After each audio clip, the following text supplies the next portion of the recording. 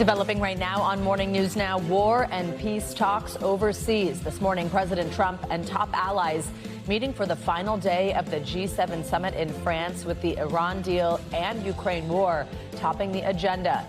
Also this morning, disturbing new details about an alleged plot to attack that UFC event at the White House on Sunday. It's a terrorist plot. That's not a few guys doing crazy stuff. That is a coordinated, planned terrorist plot. Plus, the votes are in for primary elections in several states. And new Fed Chair Kevin Warsh under pressure ahead of an interest rate decision expected today. We are following it all. Breaking overnight, horror on the highway. A small plane crash on a busy road in Texas, sending drivers scrambling to rescue several people on board. We'll bring you the latest and that video. Developing right now, millions of people at risk. Parts of the South bracing for more heavy rain and flash flooding after days of severe storms. And we're also tracking a second storm system taking aim at the Northeast. We've got your forecast. And dinner with a side of screen time. It turns out it's not just kids bringing their phones to the dinner table. We'll look at how your devices could be disrupting your quality time with family. And an important reminder there about how you should be modeling that behavior. All right, good morning. Good to have you with us. I'm Joe Fryer. And I'm Savannah Sellers. And if you can't tell, we're beginning this Wednesday morning coming to you from our brand new home at Rockefeller Center. We are in Studio 3A. It is very hard in New York to find real estate this big, so we are excited to have moved into such a big space. It's a big, gorgeous new studio. We're so excited we get to use it and excited that you're here with us this morning. We are going to get started with that final day of the G7 summit in France between President Trump and other world leaders. The president is set to head to Versailles later today for a dinner with French President Emmanuel Macron. Then he'll head to Washington. Mr. Trump began his day by joining fellow G7 leaders at the summit for a working session. The war with Iran and the 4-year-long war between Ukraine and Russia continue to take center stage there. President Trump spent yesterday selling the framework of that agreement with Iran to member nations, hoping to put an end to that war, which began in February. He's also urging Russia to make a deal now with Ukraine to end that conflict. The president is expected to hold a press conference later today where he'll likely face questions from reporters pressing him for more details about that memorandum of understanding with Iran. NBC News correspondent Alice Barr is covering the president's trip to the G7 summit, joins us now from France with the latest. Alice, good morning. Good morning, Joe and Savannah. On this last day of the summit here in France, G7 allies, including the U.S., have now signed on to a joint statement pledging tougher sanctions against Russia over the war in Ukraine and praising President Trump's framework for peace with Iran, as calls are growing louder to see that full deal. President Trump wrapping 3 days of diplomacy, meeting this morning with G7 allies and leaders of developing countries, all ahead of a press conference amid questions about the framework for peace with Iran. I'll probably have a press conference and read it to you word by word. Top lawmakers in both parties say they're yet to be briefed on the deal. I certainly have not yet, although we are requesting that. He needs to stop keeping America in the dark. The president says the memorandum of understanding keeps Iran from ever having a nuclear weapon, does not include U.S. investments in Iran, and guarantees an open, toll-free Strait of Hormuz. We're going to have it fully open by Friday. Already, one tracking site shows average U.S. gas prices dropping below $4 a gallon, though industry experts say shipping won't return to normal for weeks, while trickier questions still need to be worked out on the details of Iran's nuclear program and the status of Israeli Hezbollah fighting in Lebanon, even as President Trump insists Iran is a done deal. That's going to be in the back, in the rear view mirror. Signaling a shift in focus to Ukraine after meeting with Ukrainian President Zelensky on the summit's sidelines as Russia attacked a centuries-old monastery. While back stateside, the FBI says law enforcement foiled an attack on Sunday night's UFC fight night on the White House lawn, arresting 5 people accused of plotting to target the crowd that included President Trump with explosives-laden drones and guns, as the president pushes to trade firepower for diplomacy on the world stage.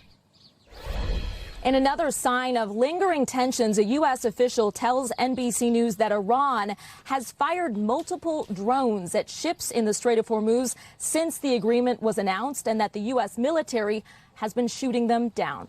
Joe and Savannah, back to you. All right, Alice, thank you. Well, let's dig in more on that alleged plot to attack the UFC event at the White House that Alice mentioned. The FBI now has 5 people in custody, but a nationwide manhunt is now underway for more suspects. NBC News Chief Justice and National Affairs correspondent Kelly O'Donnell has the latest on the investigation. This White House celebration, a UFC fight to mark the nation's 250th birthday, the alleged target for a disturbing, potentially deadly conspiracy. Foiled by federal agents who say they arrested 5 suspects in Ohio, Missouri, California, and Nebraska, but more remain at large. It was an active plot, and it's ongoing. Officials say the suspects coordinated on TikTok and various encrypted chats. Their twisted plan, officials say, would fly drones with explosives over the event to force the crowd to evacuate. And then snipers would fire as the high-value targets fled, including the president, billionaire guests, and a list of Republican lawmakers whom one suspect said took contributions from AIPAC, the American lobbying group that advocates for Israel. It's a terrorist plot. That's not a few guys doing crazy stuff. That is a coordinated, planned terrorist plot. 19-year-old Tyson Proper of Ohio is among those arrested and charged with federal conspiracy and attempted murder. According to a criminal complaint, Proper's mother alerted police, concerned that her son quit his job and spent $3,000 of his graduation money to buy weapons and gear, including this rifle painted with an American flag, while posting anti-Semitic comments on Facebook. Another suspect, 32-year-old married father of 5 Daniel Eskridge of Missouri, posted a photo of his tactical gear and wrote, "When it's go time, I'll have to leave them behind in hopes I can return with a brighter future for them." The motivation? Tyson Proper told authorities this attack was designed to jumpstart a revolution in the United States. A dozen FBI field offices and the U.S. Secret Service have been working this case and in pursuit of 9 other potential suspects who have been identified as being involved with this group, while a dozen others are known only by usernames right now, not their actual identities, which makes this case active and open. All right, Kelly O'Donnell, thank you. We are still waiting for the White House to release more details about that agreement with Iran that would put an end to the nearly 4-month-long conflict. The deal is still expected to be formally signed on Friday in Switzerland, but Iran has accused Israel of repeatedly violating the agreement with attacks on southern Lebanon. Iran's top diplomat says the deal with the U.S. would require Israel to withdraw from Lebanon. NBC News international correspondent Matt Bradley joins us now from Tel Aviv with the latest developments. So, Matt, good morning. Let's begin right there with Iran saying Israel must leave Lebanon as part of this peace agreement. We don't yet know all the terms of the deal, but lately President Trump has been critical of Israeli Prime Minister Netanyahu, saying too many people were being killed in Lebanon. So how is Israel responding to this demand? Yeah, I mean, this really represents a major rift between the president and Prime Minister Benjamin Netanyahu. Really, this was Israel's first ever wartime alliance in its history. And it looks as though the Israeli government and a lot of people in the opposition, including Netanyahu's own allies, they all feel as though Netanyahu hasn't been able to put up to the president and hasn't been able to include himself in negotiations to end a war that Israel was really, really important in starting. So those were really harsh comments from President Trump. But, you know, here in Israel, I've spoken with the Prime Minister's office. They said that they have not seen a copy of this memorandum of understanding. So they don't know what it includes. We did hear, as you mentioned, from Abbas Araghchi, the Iranian foreign minister, and he said that that Israel will need to withdraw from Lebanon, something that Israel has regularly rejected. But it was unclear from Araghchi's comment whether or not he means that Israel must withdraw from Lebanon right now, when we're seeing on Friday this deal expected to be signed, or whether that means that Israel must withdraw from Lebanon at the end of those 60 days negotiations. Because remember, every public accounting of what this MOU includes, even though we haven't seen the final draft, it includes that there will be a 60-day set of negotiations toward the ceasefire. The Iranians have said that set of negotiations will begin on Friday, the same day in the same place, Geneva, where they're going to be signing this document. But we don't know what's going to come out on the other end, or whether any of these countries who are now signing on to this deal will ultimately be satisfied. Matt, as you've mentioned, the agreement is expected to be signed on Friday and in Switzerland. This is after the deal is signed, when we're expected to know exactly what's in it. What challenges could get in the way that could prevent a deal from being formalized between now and then? Well, it's exactly the one that we're talking about right now, Lebanon. That contains the biggest inflammatory situation for this broader peace. Now, Benjamin Netanyahu, as I said, and his military have both said that they will not be withdrawing from Lebanon. And Benjamin Netanyahu has come under very harsh criticism here in Israel for not standing up to the president and demanding that Israel be able to continue its fight against Hezbollah in Lebanon. A lot of these complaints are coming from the residents of northern Israel, who have been facing incoming Hezbollah fire for several years now. And they have regularly accused the Israeli government of turning a blind eye to their plight. But this is about to become a major electoral issue here in Israel.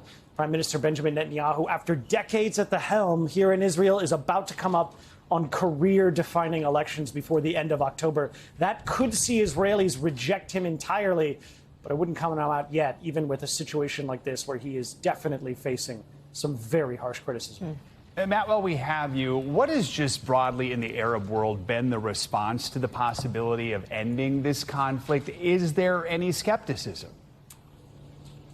Oh, there's going to be a ton of skepticism. I mean, when we're talking about the rest of the Arab world, particularly in the Gulf, which, by the way, has borne a lot of the brunt of Iran's retaliations against Israel and the U.S. Israel, where I am now, was pummeled pretty hard by Iranian ballistic missiles and drones, but so were places like Dubai and Bahrain, Qatar, Kuwait, some of whom have been struck by Iran as recently as about a week or two ago. So the conflict for the rest of the Middle East is still very much alive, and that's why we saw those real expressions of gratitude from so many leaders of countries throughout the Arab and Muslim world. They really wanted to see this conflict end. But I think it's fair to say, if you read between the lines, there's only qualified praise for the resolution to this conflict and no real optimism that this is going to be leading to a full, permanent ceasefire. All right, Matt Bradley in Tel Aviv. Matt, thank you so much. We are going to get our latest snapshot of the economy later today when the Federal Reserve announces its latest decision regarding interest rates. This is going to be the first decision announced by brand new Fed Chair Kevin Warsh. He began his four-year term as chair last month, handpicked for the job by President Trump. Today's decision comes a week after new data showed inflation reaching its highest point in 3 years. Let's bring in our friend Caleb Silver for more on what we can expect. He's the editor-in-chief of Investopedia and chief business editor for People Inc.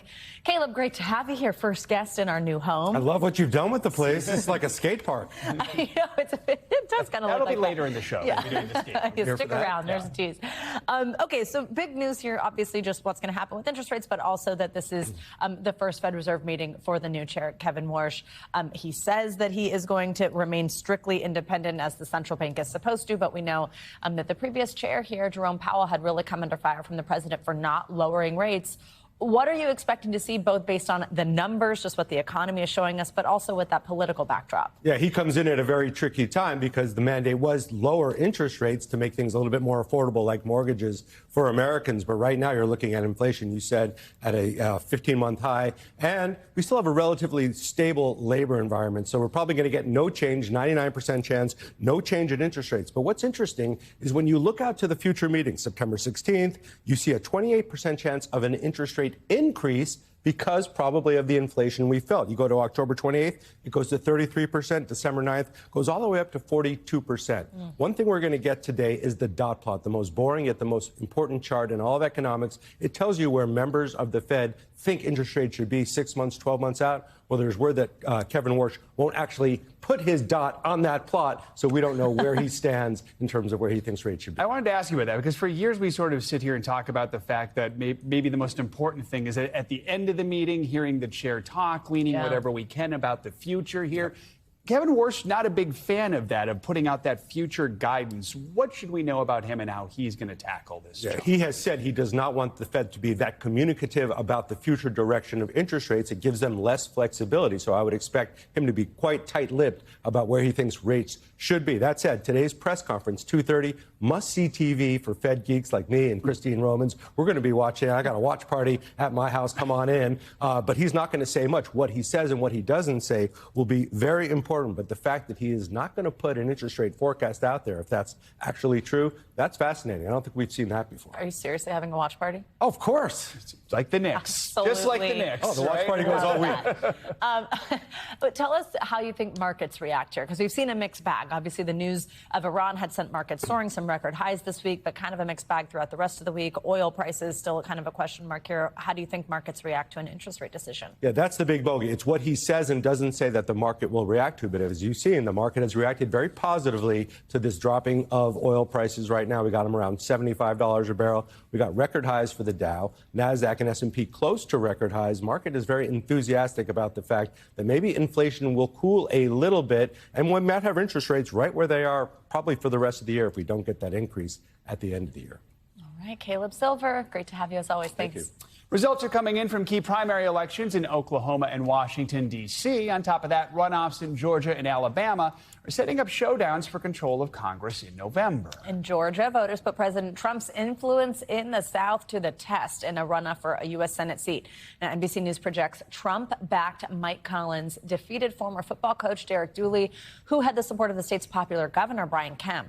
Now, Collins will face Democratic incumbent Jon Ossoff this fall in one of the most competitive Senate races this year. NBC News senior national political reporter Sahil Kapoor joins us now with more on these results. Sahil, good to have you with us. So Collins' victory, also a win for President Trump, who endorsed him just a few days ago.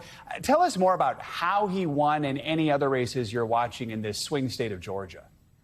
Good morning, guys. Well, the stage is set for one of the most important Senate races this fall that could tip control of the chamber. It was Mike Collins, the sitting congressman, backed by President Trump, who won the Republican nomination to take on the Democratic Senator Jon Ossoff. He defeated Derek Dooley, the former college football coach who was endorsed by Brian Kemp in what became somewhat of a proxy war between Trump and Kemp, who have clashed in recent years. Now, Collins is known for his lead sponsorship of the Laken Riley Act, the immigration law. He's also been criticized for incendiary comments on social media, occasionally feeding conspiracy theories.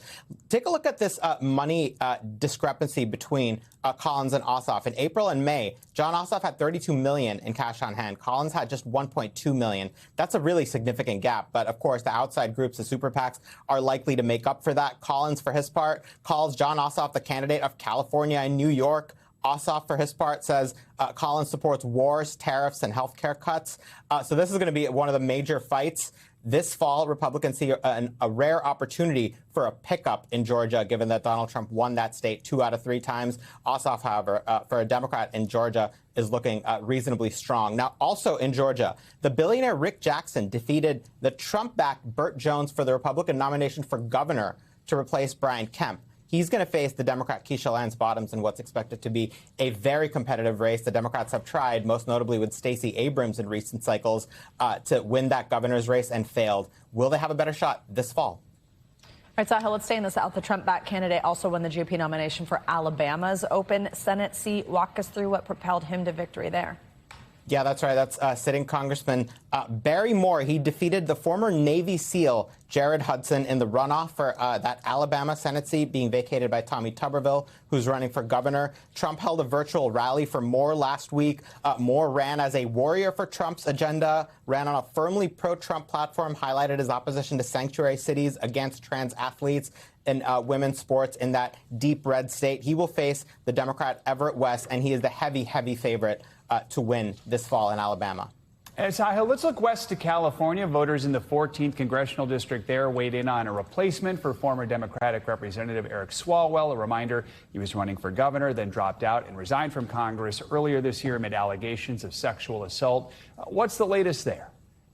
Well, you see it on the screen just now. NBC is projecting that the Democrat Aisha Wahab will advance to the general election. Her opponent is not yet known. It's between those two candidates you see on the screen, at least right now, based on where the vote is. That is Melissa Hernandez and Rakhi Singh. Both of them are Democrats. This is a safe blue district that was already blue. It was redrawn as part of California redistricting. The winner of this race will replace Eric Swalwell, the congressman who resigned in April in the midst of allegations of sexual assault. He has been since referred to for a criminal investigation related to those allegations. We haven't heard a lot about that lately. No word of charges in particular. Swalwell denies the allegations. He has lawyered up, and meanwhile, his constituents will have to wait for some time longer before they know who's going to be representing them. All right. Sahil Kapoor, thank you so much. We've got some breaking news out of Texas overnight where the moments after a deadly plane crash on a highway near the border with Mexico were caught on video. Look at this on your screen. You can see people leaving their vehicles on the highway trying to smash the cockpit window in a desperate attempt to free those inside. Police say one person was killed when the business jet carrying 6 people on board crashed outside Laredo, Texas at around 10 p.m. local time. It's unclear at this point if the person who died was on the plane or on the ground. 5 police officers were taken to the hospital for smoke inhalation. The cause of the crash is under investigation. We also want to bring you the latest on that deadly crash of a B-52 bomber in California. 8 people were killed. Now investigators are working to figure out what went wrong. NBC News correspondent Liz Kreutz spoke with the widow of one of the victims. The wife of one of the victims in that tragic military crash outside Los Angeles making a serious accusation about the deadly flight. The last text I sent him was, "I love you." Lauren Smith tells us her husband, Jeremy Smith, a Department of Defense engineer who had worked at the base for a decade, was regularly part of a team that flew on B-52 test missions. But the flight that crashed, she says, was supposed to happen last week. I know specifically on Friday, they were going to fly on Friday, and they just kept pushing it back and pushing it back. And I don't think that plane was ready to take off. And I'm so sad it did. NBC News has reached out to the Air Force, which says they will not comment on an active investigation. On Monday night, authorities on the base said what caused the Boeing B-52 bomber to crash remains unclear. At this point, we don't have any indication as to what the cause was of this. Officials say the 8 people on board the flight, which burst into flames shortly after takeoff Monday morning, were a mix of military, civilians, and government contractors. The Air Force has not publicly identified the victims. Boeing says 2 of their employees were among the deceased. Lauren says her husband had only returned to work last week after paternity leave, leaving behind their toddler and 4-month-old son. He was the best dad, and I'm so sad he doesn't get to watch them grow up. And in the midst of Father's Day on Sunday as well, it just hurts my heart so much. Our thanks to Liz Kreutz for that report. The military says it does plan to release the names of all the victims later today. Well, across the country, heavy rain continues to drench the South. At least 25 million people are still under flood watches from Texas to Georgia. Millions more are on alert across the Gulf Coast, with a new tropical storm threatening to become the first system of the Atlantic hurricane season. NBC News correspondent Ryan Chandler has the latest. Deadly flash floods slamming the South. In Texas, dangerous rescues to save passengers trapped in rushing water. He's taking off. This tow truck near the Louisiana border trying to pull a car stuck in high waters. These cars stranded in the Houston area amid heavy rainfall, roads completely submerged. Houston officials issuing this warning. People need to realize that water can come up very, very fast, and we may not be able to get to you as quickly as you think. One woman in southern Texas was found dead, county officials say, after her vehicle was swept away even while she was on the phone with 911. Man, it's like tidal waves, man. In Louisiana, torrential downpours creating chaos on the roads. This man rescuing one woman fleeing her car through waist-deep water. And feet of flooding blocking neighborhood roads in Mississippi. This truck pushing through water, reaching its doors. And in Florida, not floods, but 2 wildfires already burning through more than 800 acres, with firefighters racing to contain the flames. Large plumes of smoke rising above the suburbs west of Miami. While back in Texas and in the Gulf, millions remain at risk from a system still expected to grow more severe. Ryan Chandler, NBC News. More on this, let's get to NBC Chicago meteorologist Aisha Scott. She joins us now with the latest. Aisha, good morning. Good morning. We've got 2 big weather events across the country today and also as we get into tomorrow. But let's start with a look at what's going on in the Gulf. So you'll notice here we've got potential tropical cyclone 1. It's 35 miles just southwest of Port O'Connor, Texas. It is expected to ride right along the Gulf Coast states of Texas and also Louisiana as we work our way through today and also into tomorrow. So you'll notice here the track. It could become our first named storm of the season as we get to Wednesday afternoon. Those winds up to about 40 miles per hour, which will put us at tropical storm status. And then as we get to early on Thursday, as it stays over land, those winds will start to come down to about 30 miles per hour. So we already have tropical alerts posted, tropical storm watches for Texas along the Gulf Coast. And also as we head into Louisiana, we've got tropical storm warnings as well, again, already posted. We could see a lot of rain here for the Gulf Coast states of also Texas and Louisiana. So there is a flood risk. Notice the heaviest of the rain looks to stay offshore. But as we continue throughout the day and into tomorrow, this area of low pressure will move inland, impacting Alabama and also into Georgia. So Montgomery, Atlanta, you'll certainly be dealing with some heavy rain and storms from this area of low pressure.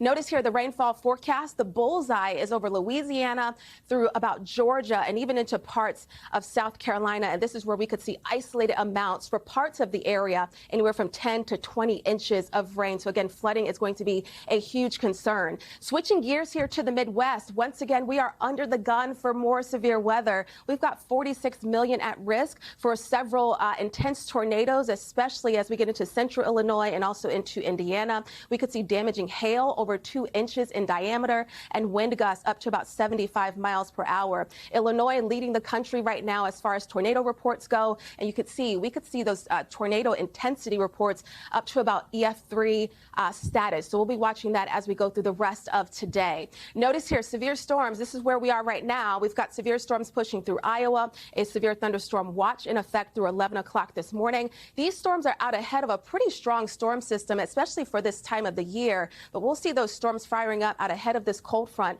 as we work our way through today, through Illinois and also Indiana. This storm system will start to push farther to the east as we get to tomorrow, impacting parts of New England and also the mid-Atlantic. Speaking of the mid-Atlantic, we do have severe, at least a severe threat for tomorrow, a slight risk from Boston down to Norfolk, Virginia. This is where we could see wind gusts up to 60 miles per hour. The hail risk is low tomorrow and also the tornado threat as well. Back to you guys.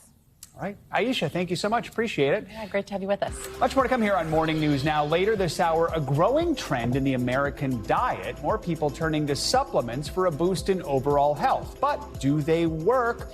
And what are the risks? What doctors want you to know. First, though, after the break, the new report renewing questions about the death of convicted sex offender Jeffrey Epstein. We'll be right back. Welcome back. For years, questions and conspiracy theories have surrounded Jeffrey Epstein's death inside a Manhattan jail cell. Well, now a New York Times investigation is taking a fresh look at Epstein's final days and the evidence surrounding his death.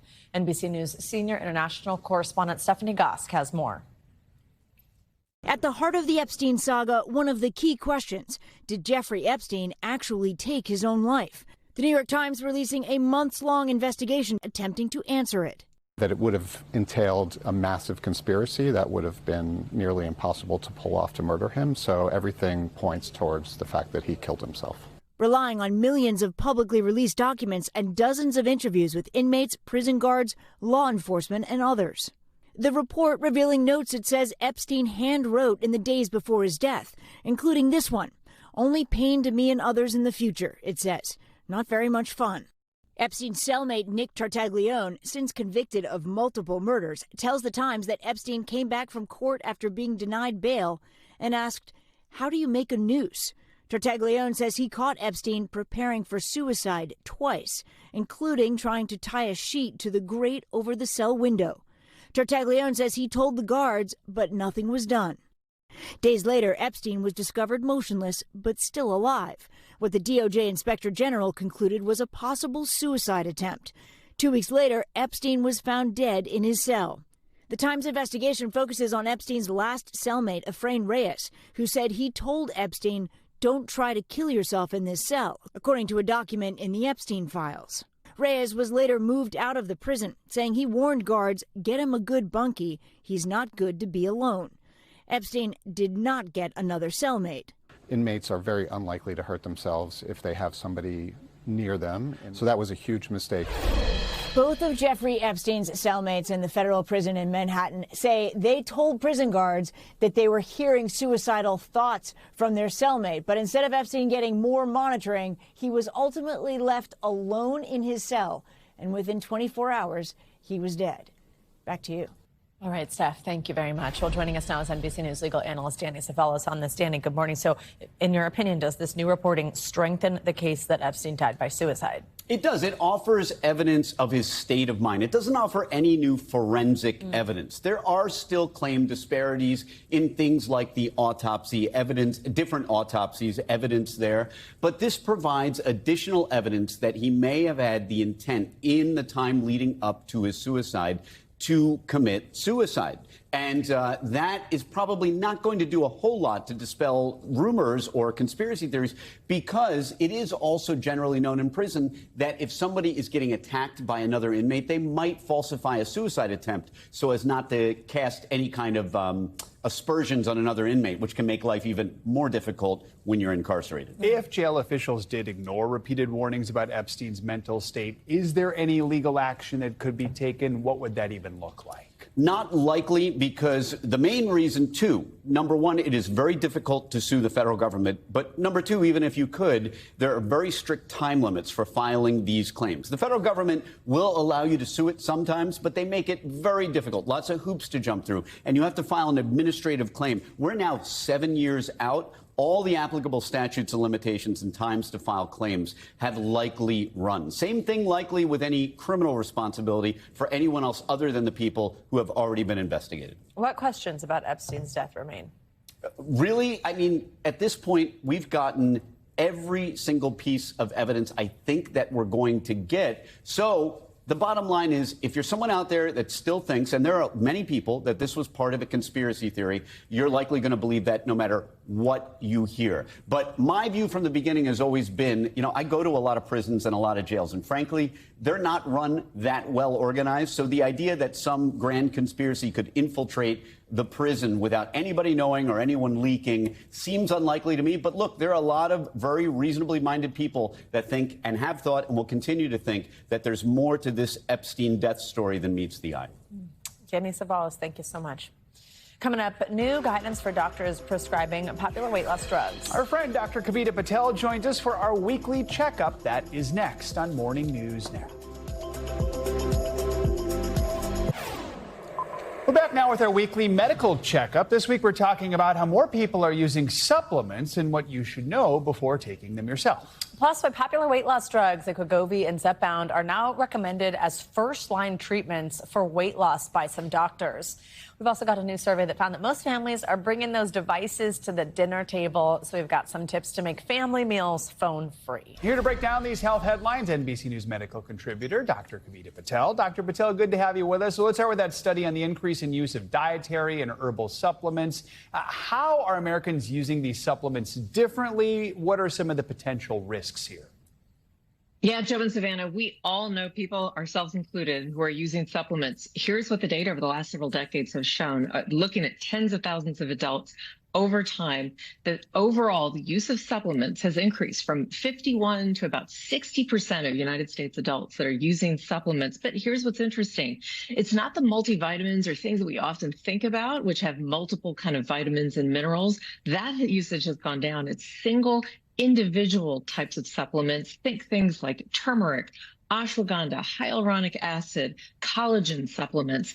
The increased use of those individual supplements have gone up pretty dramatically, and it's kind of bringing into question, especially amongst older adults, that there could be interactions, things that make use of these supplements potentially beneficial, but also potentially harmful. So here are the doctor's orders in this type of situation. Food first. Try to think about not using a supplement to swap out some of your basic vitamins and minerals. We always love to figure out how we can get this from whole foods first. And then ask before you add. I find patients often say, oh, well, I've been taking these, doctor, and they're over the counter, so they must be safe. And in general, that's true, except that many people, as you've heard, are taking these things in addition to prescription medications, and they're taking multiple supplements together. That can potentially be a harmful combination. Doctor, I'm also seeing so much of that on social media. Yes. Oh, yeah. So social has driven not just the use of supplements, but I think, unfortunately, people are using this in place of their medications. I've had patients who said, well, I'm turning to this for an alternative to taking a blood pressure medicine. First of all, I think that that's a great conversation to have, because if we want to get you off of prescriptions, if there's a way, we should figure out how to do it. But again, it gets back to some of the basics that many of these supplements, when they've been studied, have had zero effect and can sometimes be harmful because people perceive that placebo effect, or they might even be working against some of their diagnosed medical conditions and making it worse. Let's turn to these new guidelines. They're released by the American College of Physicians. This is on treating people with obesity using those medications. Dr. Patel, what do they say? Yeah, so this is a pretty big deal. The American College of Physicians is one of the largest primary care and internal medicine subspecialty organizations in the country, and they put out guidelines with first-line recommendations for what we would call obese and non-pregnant obese adults, as well as non-pregnant adults with other comorbidities. First line are our very popular friends, semaglutide and tirzepatide, otherwise known as Ozempic and Zepbound. Second-line medications include phentermine and topiramate. These are old medications that we've had in our arsenal. They're good medicines, but interestingly, here by the ACP second line. And third line are some additional medications that we also use, such as liraglutide. That's something that I've used in patients with obesity and still do, by the way. So all three lines of treatments are great medications. I think what's interesting here first are the first line is that popular group known as GLP-1s. And the ACP puts that very clearly in context with nutrition, lifestyle medicine, and shared decision making. So this is, I think, to draw a sharp contrast, Savannah and Joe, between what I've noticed, which is the trend around just prescribing these medications, but not kind of grounding it in how we can potentially change the behavior around the medications. The doctor's orders here are to just not think about just the shot alone, to think about the shot in context. If you are taking that first line treatment, that the medications are just tools, and the shot is really just a way to also think about all the other changes that you make in your life and how you can also alter obesity and other chronic diseases. It's a good way to wrap your mind around it there. All right, finally, with school, work, doctor's appointments, it can be tough to sit down for a family meal. That's a timeless problem. But there's this new report finds that once people actually do sit down, they spend that time on their phone. So why are so many eyes glued to phones instead of each other during mealtime? And this sounds pretty obvious to me, but what can folks do to maybe unplug during this time? All right, Joe, guilty as charged. I was thinking that I would open up this study in the JAMA Pediatrics Journal and see that, lo and behold, it's all these children using social media and using screens. 75% of over 300 families surveyed, average children ages 4 to 10 years old, those are my kids' ages, find that 75% of the adults are using, generally speaking, phones and screen time during family meals. 70% of children are also using screens in the form of large and small screens. What this amounts to is more screen time. The doctor's orders here, very clear and simple. If you're going to have family time, put the screens away. Get them out of the room and use that time to connect. It can be the most important time, and the connection can be the key to your family's overall health. Leave them in the other room. Dr. Patel, as always, thank you so much. Well, the race is on to build robots that are capable of complex real-world tasks. One prosthetics company says it has the technology to train factory robots to handle delicate objects. That same technology is also changing the lives of some amputees. NBC News correspondent Steve Patterson has a look. At Psionics' San Diego facility, this human robotic hand is everywhere, on display, in use, even on the back of this robot dog. I can go ahead and change between different grips. Okay. Most importantly, it's used by Dale DeMasi, who was born without a hand and had pretty much given up on prosthetics before he discovered, well, this. The state of prosthetics just never really kept up with what my needs were. Now he's the creative marketing director of a company dedicated to helping amputees. The ultimate goal here is to have people who've lost their limbs be able to control the bionic hand the same exact way that they do their natural hand and be able to have that same level of dexterity. How close are we to that goal? We're very close. Hi, nice to meet you. Steve. CEO Adil Akhtar founded Psionic in 2015. The company is currently working on their 10th model, able to move each finger individually down to the smallest detail. So if you put your hands up in the camera just like this, my right hand controls the right side, and my left hand controls the left side. So Steve, what's go happening? ahead and try it. Shut up, dude. Oh my God. Now, the company is bringing its experience with prosthetics to the world of robotics. We've optimized our hands for humans to do human tasks, so it makes sense that the robots use the same thing. For robots to be useful in homes or factories, they need to be able to interact with spaces designed for people, including using faucets, tools, and more. What we build for humans benefits robots, and then the volumes on the robot side subsidize the cost for the humans so more humans can get access to bionic limbs. We were there as they announced a big partnership with ABB Robotics to attach those bionic hands to the mechanical arms typically seen on assembly lines. Check this out. The manipulation is so good, it was able to drill a hole through this wooden board using the trigger finger. There you have it. Past bionic arms were a little bit brittle. They were, made of materials that would often break even from everyday tasks. Now, they're so durable they can pretty much do anything.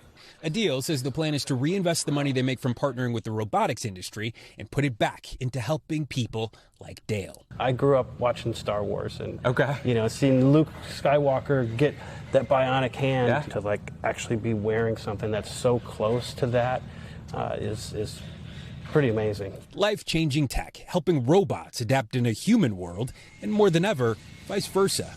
Steve Patterson, NBC News.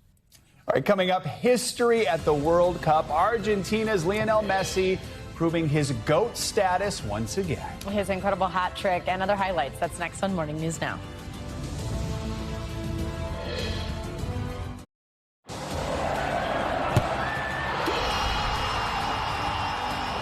We're back with the biggest stories around the World Cup, and last night was one for the record books in Kansas City. Argentina's Lionel Messi tied the record for all-time most goals scored at the World Cup. He scored a hat trick in the opening game for the defending champs, bringing his total now to 16. He also became the first player ever to play in 6 different World Cups. There's a reason they call him the GOAT. So exciting. But later today, though, Messi's arch rival, Cristiano Ronaldo, could also enter the history books here in the U.S. He's also set to play in his 6th World Cup, but he could become the first person ever to score in all 6 tournaments when Portugal kicks off their first match. There's a lot to cover, so let's welcome back friend of the show, NBC News sports reporter Rohan Nadkarni. Rohan, good to have you with us. So let's start with that jaw-dropping performance from Messi last night. I think we've run out of words to describe just how incredible he is. So we'll leave it to you. What can you say about his legendary performance last night? Honestly, it was ridiculous. I turned on the game like everybody else. I'm thinking, maybe Messi will play a little bit. Maybe they'll put him in the second half. The fact that he started and played 80 minutes, he almost had 4 goals. His first one was called back for being offside. It was a truly ridiculous performance. It was shocking. Anybody who thinks the last 3 years he's been at Inter Miami, it's just been a retirement gig, that was a statement last night. This is someone who is still capable of playing at the top of his game. It was just ridiculous. All right, now let's talk Cristiano Ronaldo. He's a couple of years older at 41, but always a threat in front of the goal. Talk to us about the records he could set this World Cup and what it would mean if Portugal were to win. Yeah, absolutely. Now, Ronaldo, by virtue of playing a day later, is going to become the second player to appear in 6 World Cups, which obviously a mark that Messi set yesterday and is still a pretty big deal. A big one for Ronaldo is he could become the first player to score in 6 different World Cups, which would be a pretty nice honor for him. In terms of Portugal winning the World Cup, it would be a huge deal. Ronaldo's tried to downplay it a little bit over the last couple of years, I think in part because he's past his prime to some extent. Portugal's not kind of as great as it was earlier in his career, but it would absolutely be a huge deal and kind of give him a little bit of the boost that he needs in that rivalry with Messi. So, Rohan, these legends, these old men at ages 38 and 41 might be stealing the headlines, but get us up to speed on some of the other stars, the younger guys making headlines. What are the players and teams that are standing out to you? Absolutely. I mean, first and foremost, you got to talk about Kylian Mbappe and what he did for France the other day. He's probably had the goal of the tournament so far. I think I saw someone tweet he scored it from the parking lot. His last goal against Senegal was just an absolute beauty. Erling Haaland, who played his first ever World Cup match, got his World Cup started very strongly with 2 goals last night against Iraq. So, I think while the old stars are certainly having their moment, some of these up-and-coming players, I mean, obviously Mbappe's played in World Cups before. Haaland, his first World Cup action. I would say a new generation are going to make the names for themselves just as well. So the U.S. will play their next match on Friday against Australia. What are the expectations there? Expectations are high, frankly, and that's because of what USA did in its first match. I mean, they played some of what people are saying is some of their best international soccer ever against Paraguay. They dominated that match. Now they're coming back against Australia. I think people are saying, okay, can you keep it up? Can you prove that what you did last Friday in that 4-1 win, it wasn't a fluke? People are saying, was that the best half of men's U.S. soccer ever? Like, that's how high they set the bar. Obviously, I don't think people expect them to win every match like that, but the expectations are high based on how they performed in their first match. All right, looking forward to it. Rohan Nadkarni, as always, thank you so much. Coming up, protecting one of the ocean's most beloved creatures. When we come back, a look at the new technology trying to keep sea turtles from extinction. You're watching Morning News now. Welcome back. We're going to end this hour with a remarkable new tool that is helping protect sea turtles. Since yesterday was World Sea Turtle Day, it seemed like a good time to show you how researchers are using a DNA database to trace their origins and help combat illegal wildlife trafficking. NBC's George Solis dives into the science behind it. Sea turtles, alive since the time of the dinosaurs, have rightfully earned their reputation as living fossils. Majestic and beloved, they have unfortunately also been the target of significant threats. Among the most significant hazards to populations, habitat loss from pollution and climate change, boat strikes, fishing, and illegal trade. And even with ongoing conservation efforts, 5 of 7 species are threatened with extinction. Over the last 3 decades, more than 1 million marine turtles were illegally exploited worldwide. It is still alive, it is still intact. That's where Dr. Chris Madden, a marine scientist with the World Wildlife Fund, comes in. Whether they're whole turtles, whether they're eggs or their meat or even products themselves.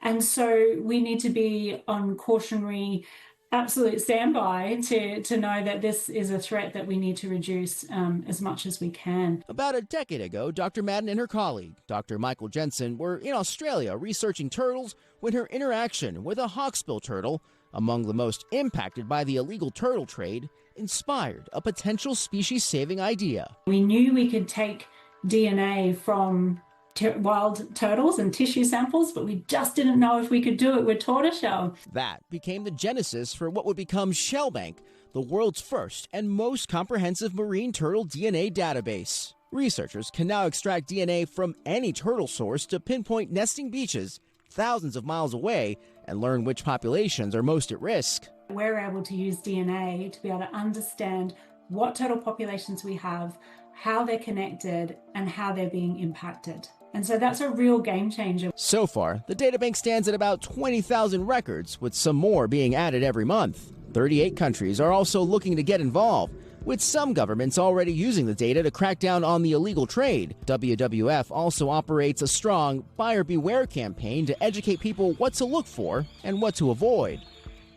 Wildlife forensic scientist and conservation geneticist Dr. Greta Frankham is among the researchers building up ShellBank. We can do much more with the sum of it than what we were doing just with our individual research projects. Helping expose poaching hotspots and trafficking routes is just part of the goal of ShellBank. Researchers say what they can learn about sea turtles may prove invaluable in ongoing efforts to preserve the species for generations to come. It just really exemplifies or highlights how connected our oceans are and how countries are connected without really even realizing it. We do really need to work cross boundaries and cross borders with other countries to get really useful and powerful outcomes for these turtles. Dr. Madden looking towards the future and paving a way for sea turtles to fight back. ShellBank's really trying to provide that limelight for turtles and be a voice for them so that, we can have healthy oceans for the rest of our lives too. George Solis, NBC News. That is going to do it for this hour of Morning News Now. Oh, so beautiful. The news continues right now. Stay with us.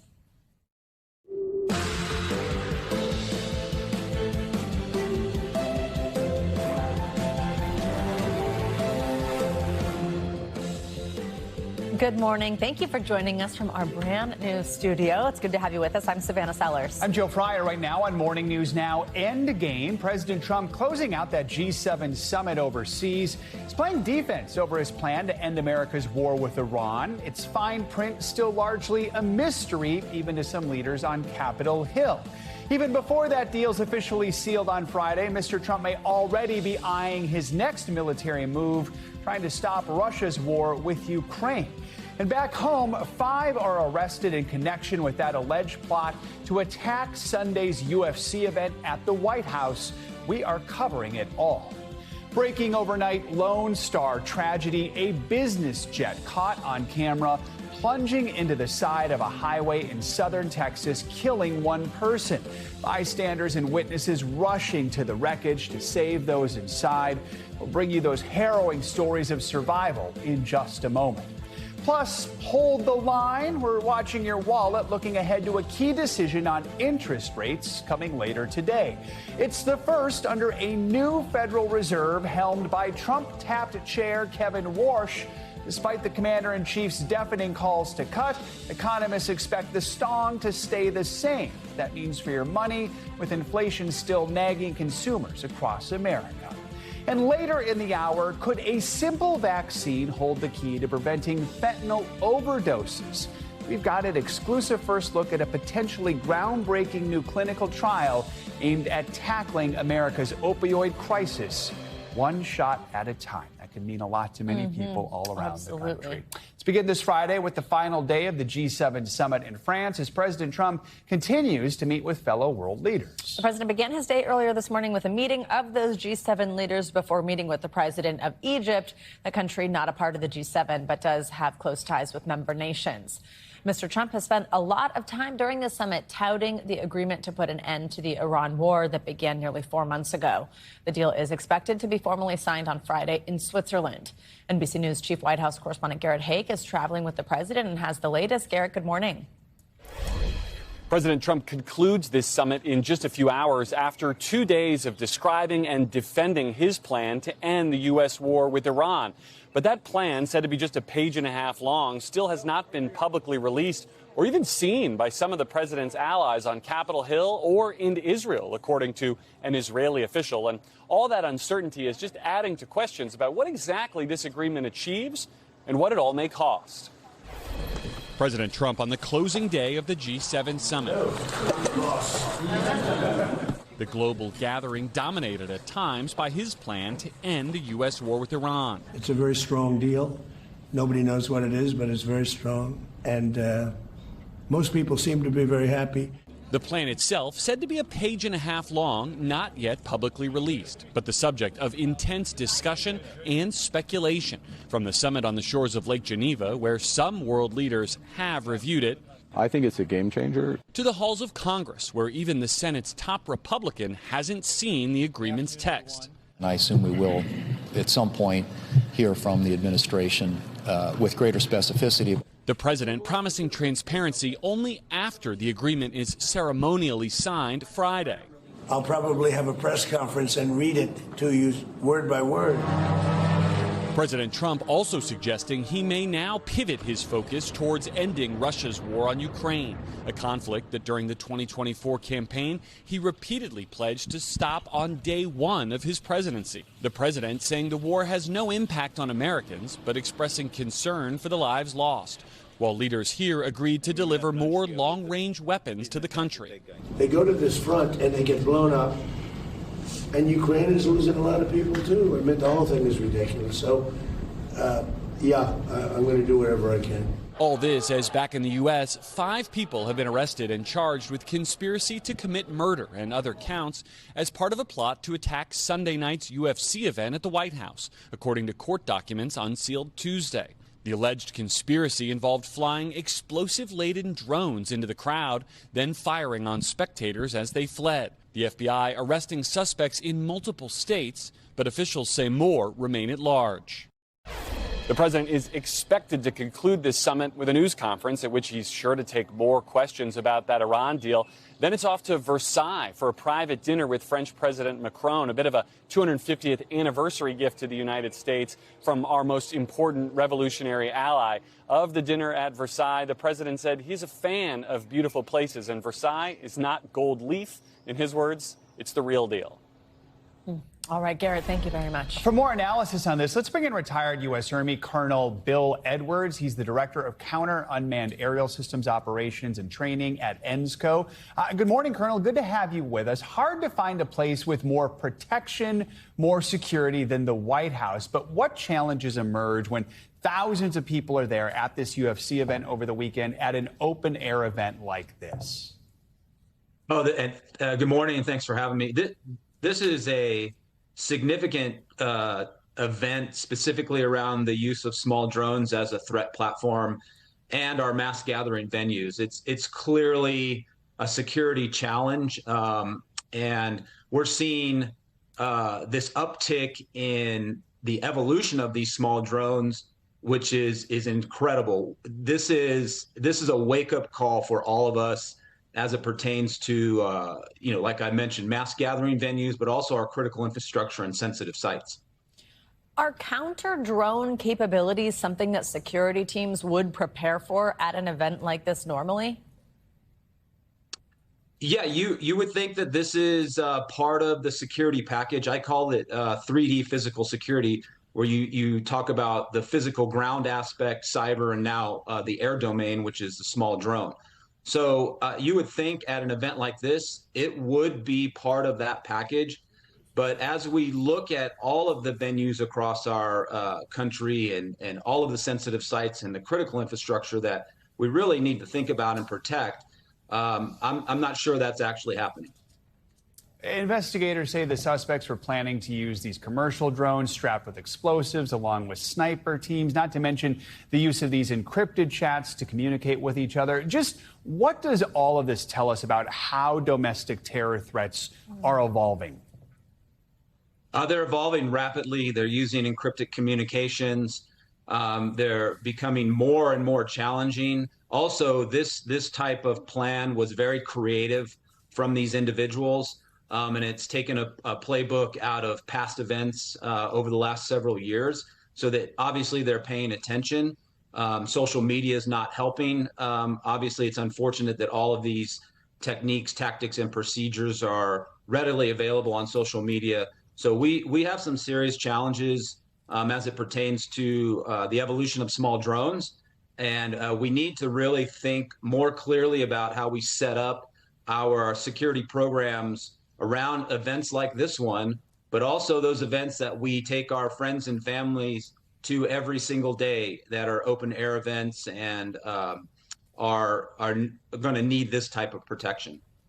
All right, Colonel Bill Edwards, thanks so much for joining us. We appreciate it. Let's now take a look at the economy. New Federal Reserve Chair Kevin Warsh is set to take center stage today as the central bank announces its decision on interest rates. Warsh was sworn in last month as President Trump's pick to become Jerome Powell's successor. New data last week showed inflation rising to its highest level in 3 years, and that could potentially have an impact on today's rate decision from the Fed. NBC News business and data correspondent Brian Chung joins us from Washington with a preview. Brian, good morning. Now we know this is your Super Bowl. You're down there for us today. And it's so interesting with a new Fed chair in the seat. We saw 3 straight interest rate drops during the second half of last year. But then so far in 2026, 3 consecutive pauses. Walk us through what we can expect today.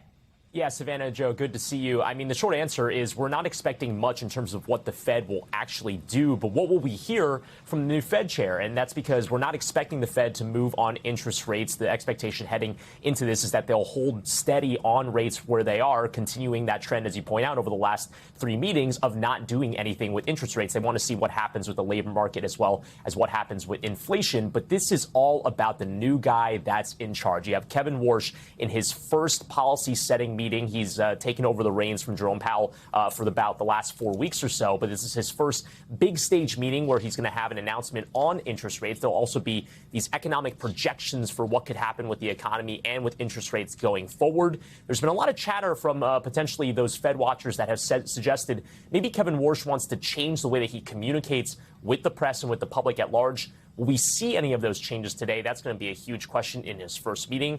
It's a real wild card meeting. We usually go into these Fed meetings knowing exactly what's going to happen and exactly what's going to be said. But obviously, there's a new guy in charge, and we don't know what that's going to look like. So we'll see what happens when the Fed releases their announcement at 2 p.m.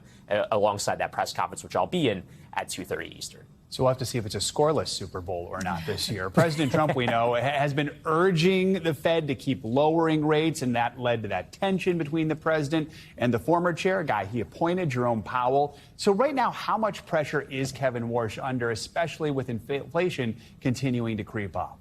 Yeah, and this is the challenge. I've been saying that Kevin Warsh, the new Fed chair, is kind of in between the rock of an economy that is going through inflation as a result, in part, of what's going on with the war in Iran. But he's also up against the hard place of the president that has been very vocal ahead of appointing him in saying he wants lower interest rates. Now, again, what does the Fed usually do when inflation is on the rise? They usually hike interest rates. That's the reason why, with inflation at 4.2% on a yearly basis, as of the last read from the Consumer Price Index, markets are now betting that the Fed's next move is going to be an interest rate hike, not an interest rate cut. Again, we won't get that today. We would likely get that later on this year, according to what financial markets are betting on. But what would that do for, his relationship with the president? Now, we did hear in the swearing-in ceremony just a few weeks ago when Kevin Warsh took over the reins of the central bank, the president said very clearly next to Kevin Warsh that he wants Kevin to be independent. He said that he doesn't want him to pay attention to what the President Trump thinks about all of this. But, of course, how will he follow through on that? I imagine there might be a lot of Truth Social posts over the course of this tenure. That's going to be a thread to watch for sure. Brian, also oil prices, they remain 30% higher since the start of the year, since prior to the Iran war. Now, the Fed doesn't generally respond to changes in volatility in energy prices, but should we expect that to change while under Warsh's leadership and while during his leadership he's under pressure from the president? Yeah, well, look, what the Federal Reserve, even prior to Kevin Warsh, taking over as chair, has done is look through gas prices as well as food prices because they see that as more volatile components. It could be drought related. It could be just simple seasonal changes. And for that reason, they want to look through to what they call core inflation. Now, Kevin Warsh, in his testimony to the Senate ahead of being confirmed as the Fed chair, suggested he would want to look at an even more cherry picked version of inflation, what they call trim mean. I won't go into that. But again, this is another wild card that is going to be part of the conversation as Kevin Warsh takes over. How will he change the way the Federal Reserve thinks about the way they look at the economy and including inflation? That's going to be a very, very big deal. Gas prices, as we know right now, have been crushing Americans up to about $4.02 as of the last AAA reading. It was actually as recently as high as $4.50 as of about a month ago. So how will he thread the needle on what Americans are feeling at the pump versus what the Fed is actually looking at? That's something I'll be paying attention to in that press conference later on this afternoon. All right, Brian, thanks so much. We're learning more about a deadly plane crash in southern Texas. Police say one person was killed when a business jet carrying 6 people crashed into a highway near the Mexico border last night. NBC News correspondent Ryan Chandler joins us now with more on this. Ryan, good morning. Yeah, Joe, the images from this scene are just absolutely unbelievable. And we're learning more about that plane this morning. Data from Flight Radar 24 indicates that this was a Cessna Citation Latitude with 6 people on board traveling from San Jose del Cabo to Austin, Texas, before something went tragically wrong. But it is clear that the quick and heroic actions of bystanders could have saved the lives of 5 people on board. This morning, a frantic rescue after a deadly crash. A business jet crashing into the side of a highway in Laredo, Texas. We received a radio call from our local airport tower indicating that they had an aircraft that was in trouble, that they had lost communication with the aircraft. The plane then hitting Laredo's busy highway Loop 20. Look at some of the keys up there. Video showing the moment the aircraft plunges down, seeming to hit a light on the side of the highway and bursting into flames. 6 people were on board. Officials say 1 did not survive. Regrettably and tragically, we do have to report that there is 1 decedent involved in this crash. Bystanders quickly pulling over and rushing to help. Seen in this video, trying to smash open the cockpit window to free those inside. Witness Zira Garza says she and her husband helped to get passengers out. We saw movement inside the aircraft, and that's where my husband just got out of the vehicle. Garza says some of the passengers who escaped seemed to be teenagers. The fire was getting bigger, so we thought that I thought that maybe it could explode at any time. I guess just adrenaline itself made them open the door. 5 first responders also hospitalized for smoke inhalation. Now, as officials investigate the deadly collision, Laredo is thankful for those who ran to help. That was pretty amazing to see the community get together and help out. Pretty amazing. We're hearing from the mayor of Laredo this morning as well. He says that he was on the scene himself and saw firsthand that heroism from first responders and bystanders who saw the risk that could have been posed to themselves and rushed into action anyway, Joe. All right, Ryan, thank you so much. Well, the final chapter in a 17-year-old killing spree that terrorized Long Island is set to play out later this morning. Rex Heuermann, the former Manhattan architect known as the Gilgo Beach serial killer, will be sentenced after pleading guilty to the murders of 8 women. NBC News correspondent Emily Ikeda is at the courthouse in Riverhead, New York. Emily, good morning. Savannah, good morning to you. You can see the line of people already leading to the courtroom for what is expected to be a powerful and emotional day as the families of those victims, some for the first time, will share their experiences publicly. Rex Heuermann himself is also expected to address the courtroom. It's not clear if that will include an apology, according to the DA, before he's anticipated to spend the rest of his life in prison. Rex, did you do it? This morning, the decades-long saga of the Gilgo Beach murders is finally coming to a close. Rex Heuermann, the New York City architect and married father of 2 who lived a secret life as a serial killer, will be sentenced today. Are you pleading guilty voluntarily and of your own free will? Yes. The 62-year-old admitting in April to soliciting sex and strangling 8 women to death between 1993 and 2010 on New York's Long Island. It was something that obviously shocked, alarmed, and concerned our county. So we're glad that we were able to come to this resolution. The killings went unsolved for some 30 years until a major break in the case in 2022, when investigators first identified Heuermann as a suspect through his distinctive pickup truck. Then DNA from his trash pizza crust helped link Heuermann to hair found on multiple victims. Among the evidence found at his Massapequa Park home, a disturbing document to plan out his kills. Suffolk County District Attorney Ray Tierney says since his arrest, Heuermann has spent 23 hours a day alone in his cell, occasionally receiving visits from family or friends and reading true crime. Heuermann has also been corresponding with another jailed murderer, Keith Hunter Jesperson, the infamous Happy Face killer who confessed to killing 8 women across the country in the 1990s. Well, my understanding was that individual, Jesperson, he had encouraged the defendant to plead guilty. But Tierney stresses today's hearing is about the victims and their families, like Melissa Cand, who lost her sister, Maureen Brainerd Barnes. This moment is not the end, but a reminder that love endures, truth prevails, and hope never fades, because even in the darkest moments, justice will find its way. And Heuermann is expected to spend the rest of his life behind bars without the possibility of parole. He's also agreed to work with the FBI's Behavioral Analysis Unit, giving agents a window into the mind of a serial killer. His attorney did not respond to our request for comment, but we know, Savannah, a lot of eyes on this today. Absolutely. Emily Okeda, thank you so much. Time now for weather. Another round of severe weather is set to hit parts of the country. We have NBC Chicago meteorologist Aisha Scott joining us with the latest. Aisha, great to have you with us. Good morning. Good morning. Thank you so much. And, you know, I wish I was here talking about better weather, but once again, the Midwest is in line for strong and severe storms. As you can see, 46 million at risk. We're talking several intense tornadoes, and look at this moderate risk for central Illinois, also stretching into parts of Indiana. This is very rare for this part of the country. Now, these storms, not only a tornado concern, although that is one of our bigger concerns, but also these storms could produce damaging hail over 2 inches in diameter. Also wind gusts over 75 miles per hour. hour. Speaking of the tornado risk, any tornadoes that do develop and become strong, we're talking possibly up to EF3 status. So notice here, this storm system tracks across the Midwest. We've got showers and storms breaking out along the warm front, but also along this cold front as we work our way through the afternoon into the evening. And then this storm system will start to shift farther to the east, impacting parts of New England, also the mid-Atlantic in line for possibly strong storms tomorrow as well. So here's the severe threat for tomorrow. We've got a slight risk from Boston down to Norfolk, Virginia, damaging wind gusts up to 60 miles per hour. Hail is low, though, and the tornado risks tomorrow along the East Coast is also low. We're still watching potential tropical cyclone 1.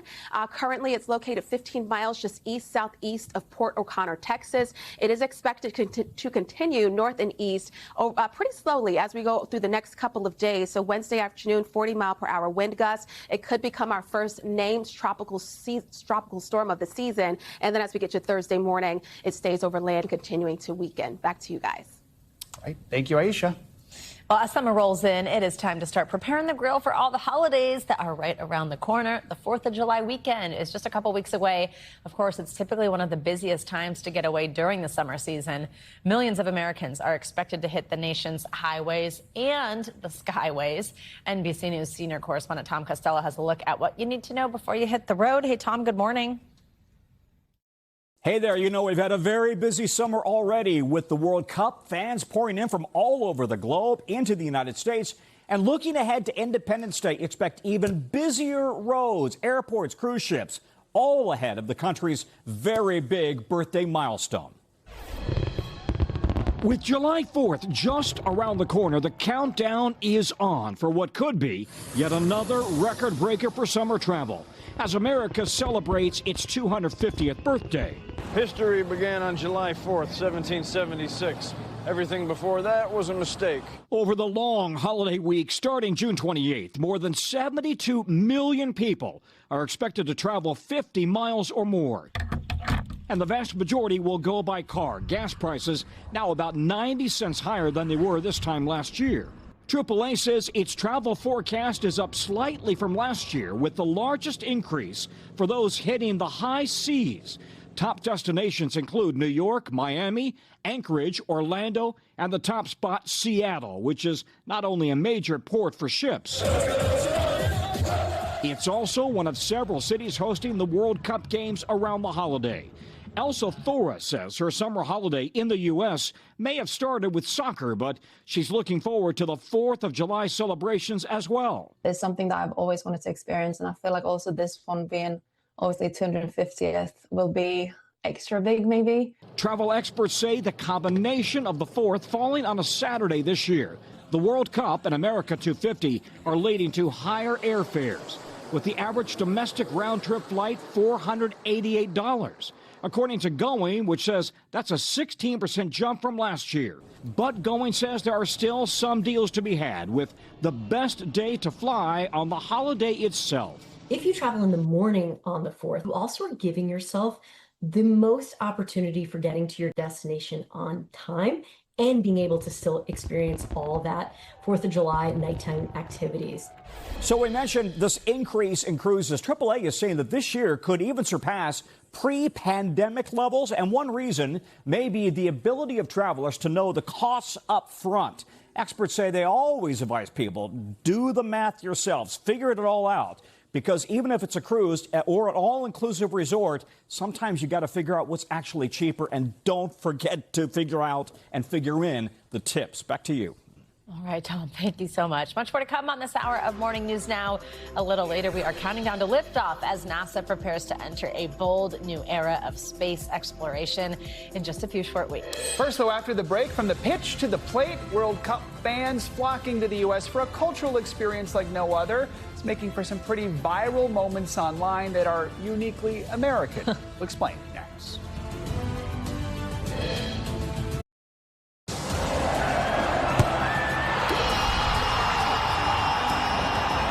Welcome back. 1 week into the World Cup, the impact of the tournament is already reaching far beyond the goal lines. Visitors from around the world are getting the chance to share their beloved cultural traditions. From Spain to Senegal, they're bringing the flavors of home with them while marveling at some classic American foods and activities. NBC News correspondent Sam Brock has some highlights, including a bunch of those viral moments. Sam, good morning. Joe, Savannah, good morning. Classic American foods like, Chick-fil-A. The World Cup is right now obviously a melting pot of global culture, from Argentinians trying Kansas City barbecue to the Brits discovering Buc-ee's in Texas and the wonders of the Cheesecake Factory. But maybe the most buzzworthy of all, the Scots draining Boston's beer supply and belting out country tunes. It's a wild mixture of backgrounds bringing awesome vibes to American cities.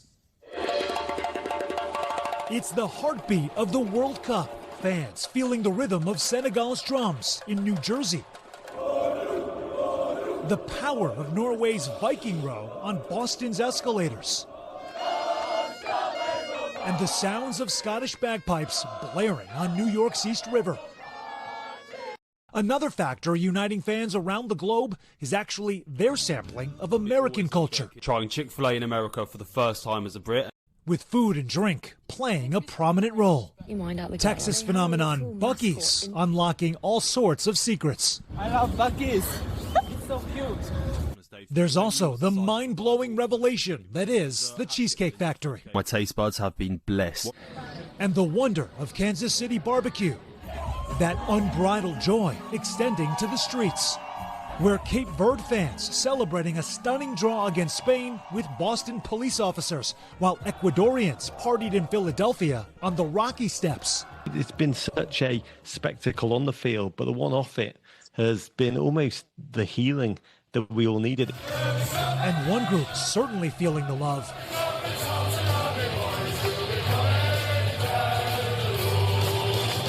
Scotland's Tartan Army, blanketing Providence and Boston with thousands of fans in kilts. Have you seen Braveheart? I have seen Braveheart. Well, you've got to wear your kilt. So this is a Mel Gibson move right now? You've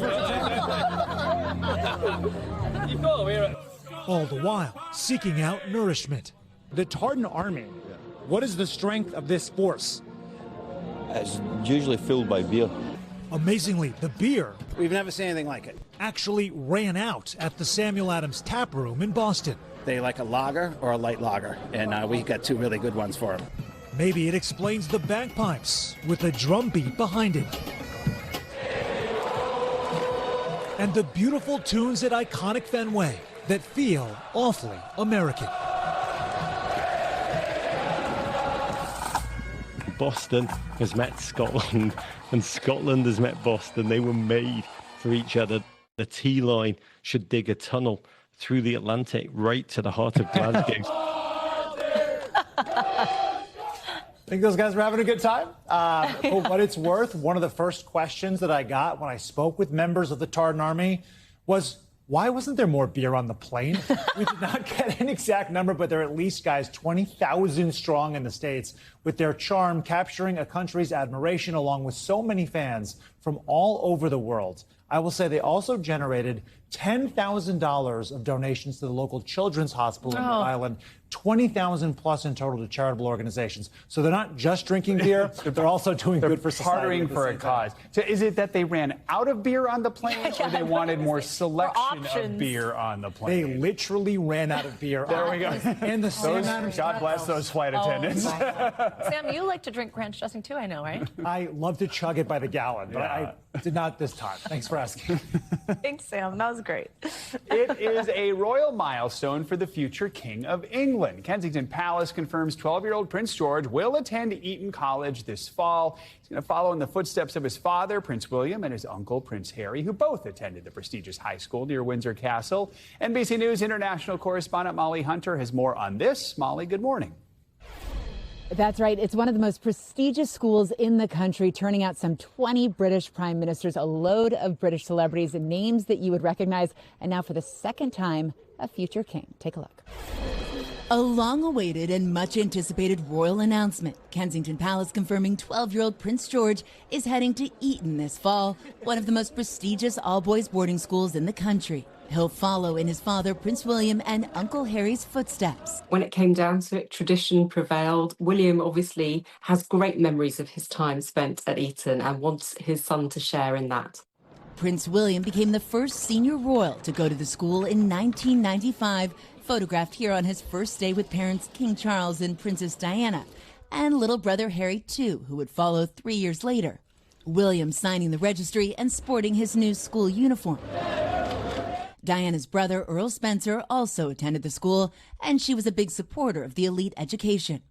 At 18, William gave an interview upon graduation saying, "I've really enjoyed being able to go about Eton as just another student."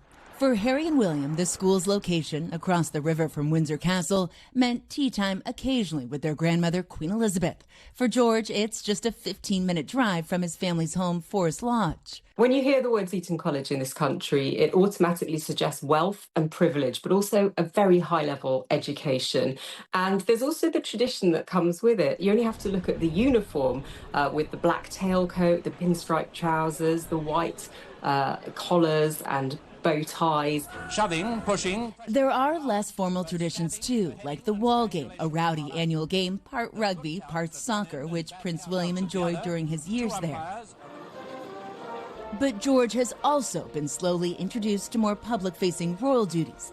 Last weekend at Trooping the Color with his family, his mother Kate honoring Princess Diana with a strikingly similar blue coat. And unlike most high school boys entering their first year who will graduate and head off to university, George knows exactly what his future holds as the second in line to the British throne. And now Eton is full boarding. Prince William, Prince Harry both boarded there, but it is expected that Prince George is going to be let off the hook, let off campus for some of the more important royal family events, just like we saw over the weekend at Trooping the Color. I'll send it back to you. All right, Molly, thank you. Coming up, folks in Washington are seeing green this morning, though not in their wallets. Well, and making back the scramble to get an outbreak of algae under control at the Lincoln Memorial's iconic reflecting pool as another White House renovation project hits an unsightly snag. That's next.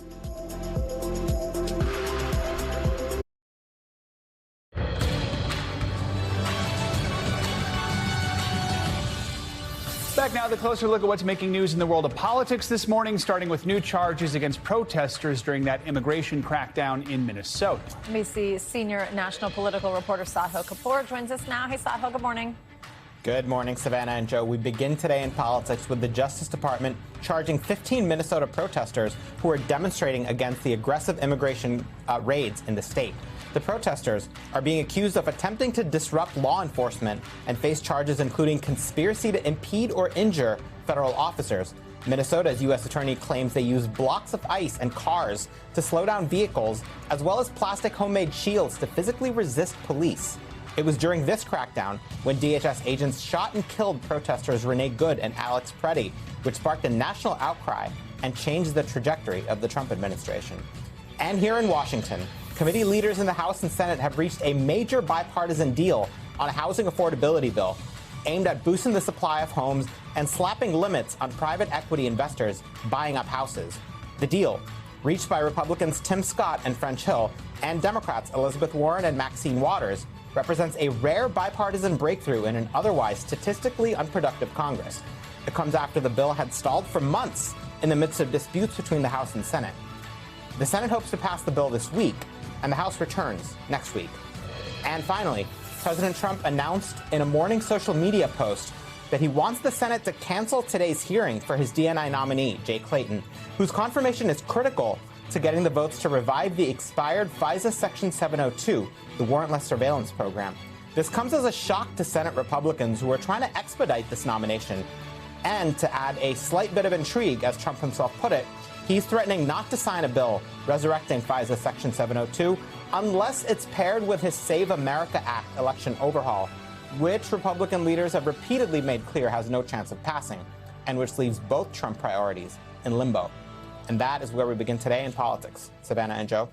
All right, Sahil, thank you so much. Thank you. Well, National Park Service workers are scrambling this morning to control an algae outbreak that has turned the water green in Washington's iconic reflecting pool. But this comes right after a multi-million-dollar renovation was recently completed there. NBC News Chief Capitol Hill correspondent Ryan Nobles has details for us. Ryan, good morning. Hey, Savannah, good morning. You know, President Trump is so committed to this renovation that he brings up the reflecting pool in meetings that have nothing to do with the topic. And now, after a $14.5 million investment, the same old problems plaguing the iconic pool are popping up once again. A new setback this morning for one of President Trump's many renovation projects, the Lincoln Memorial Reflecting Pool, recently repainted a dark blue, is now sporting a shade of green. National Park Service workers are scrambling to eliminate a massive algae bloom triggered by hot weather, dumping hydrogen peroxide into the water and vacuuming up algae. The Interior Department says the Park Service is also using water purification technology to clear up the algae and other contaminants. But experts warn killing off algae in such a large, stagnant body of water at the height of summer is no easy task. The pool's green color leaving some visitors surprised. The first thing we noticed was that it was green. Algae has plagued the reflecting pool since it opened more than a century ago, with the site typically drawing water from the nearby tidal basin. The president pushing to overhaul the pool ahead of the nation's 250th anniversary celebrations, touting a new blue base designed to be seen through crystal clear water. But everybody's looking at that reflecting pool. They can't believe it. Reflects. We used a dark blue. It's called American flag blue. Even driving the presidential limo, known as the Beast, over the empty pool in May to tease the changes. The renovation, with a $14.6 million price tag, sparking a backlash from Democrats. American taxpayers ought to feel absolutely cheated. They should be angry. It's the latest push by President Trump to remake the nation's capital. From tearing down the East Wing to construct a presidential ballroom, covering over the White House Rose Garden with a patio, planning a massive triumphal arch between the Lincoln Memorial and Arlington National Cemetery, and adding his name to the Kennedy Center before a federal judge ordered it removed last week. And as with other problems the White House is dealing with, they are blaming some of these setbacks on prior administrations. But the Interior Department continues to maintain that their new approach to fixing the issues with the pool is just beginning, and eventually the water will be clear and algae-free. Savannah? All right, Ryan, thank you so much. Coming up, shot of hope. Could potentially deadly fentanyl overdoses actually be curbed by a simple vaccine? When Morning News Now returns, we've got an exclusive look at a first-of-its-kind clinical trial aiming to break new ground in America's fight against opioid abuse. That is next. Stay with us.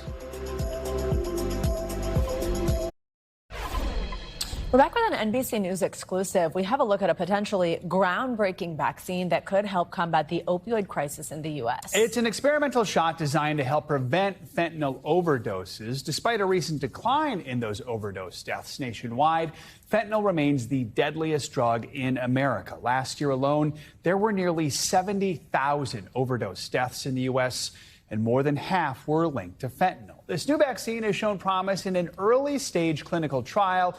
It is the first fentanyl vaccine ever tested on humans. NBC News health and medical reporter Berkeley Lovelace Jr. joins us now with more on this. Berkeley, good morning. This is fascinating. We're just getting these first results from this human trial today. Researchers are testing the vaccine safety and trying to figure out what the right dose might be here. But what did the study find and how does this work?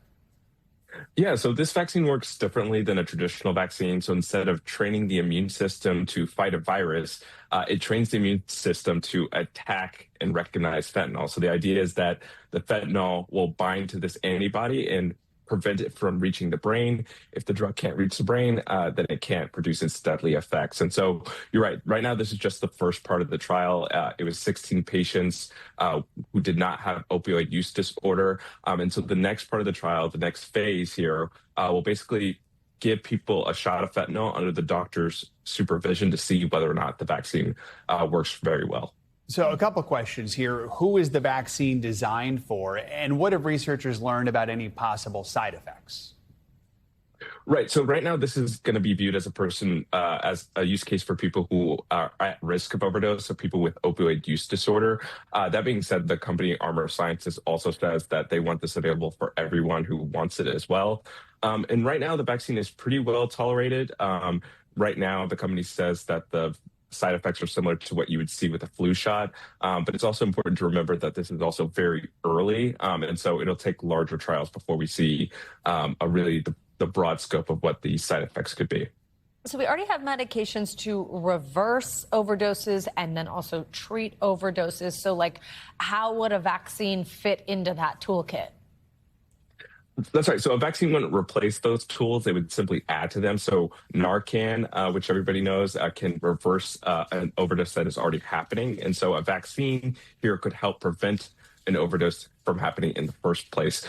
There are also other medications that can also help prevent an overdose, but you have to take those monthly. And doctors also say if you stop taking those, you actually increase your risk of actually overdosing. So something like a vaccine could provide longer lasting protection and also, once again, not require people to take something on a regular basis.